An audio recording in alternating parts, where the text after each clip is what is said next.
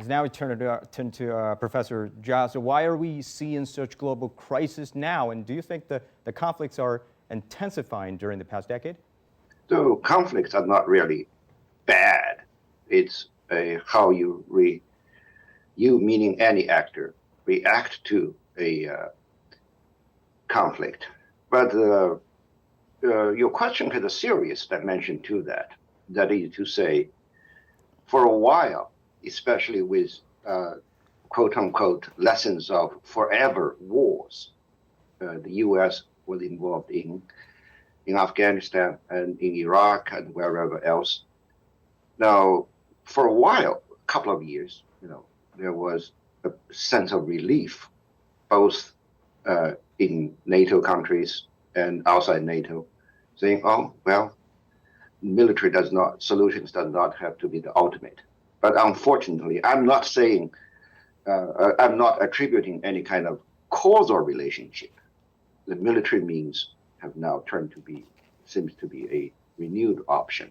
And you look at one government after another massively increasing their military budgets.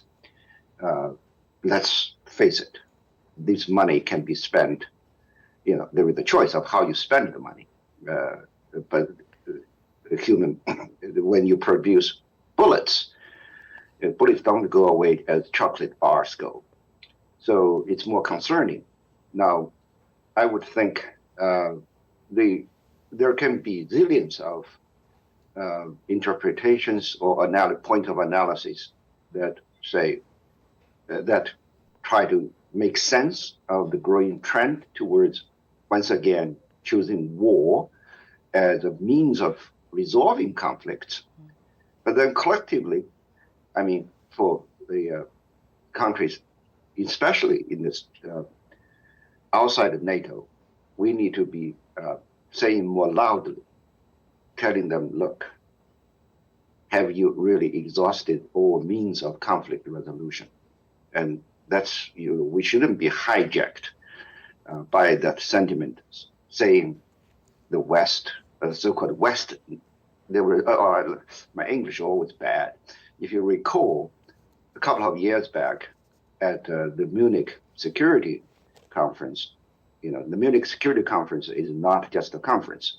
It's a place that shapes the agenda of military policies, mainly NATO countries.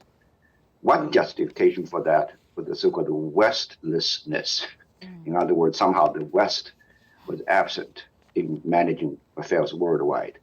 Now, outside NATO, outside the countries that the NATO workshops like the Munich Security Conference, we should be, I would go even further, saying educating those who believe somehow that Westfulness would mean happiness for all. We have to be careful here. I hope this is not going to be viewed by our audiences as a, should we say, a thrust of a challenge or a confrontation, but I do believe there is space for more open-mindedness, both in the so-called West and outside, and more particularly NATO.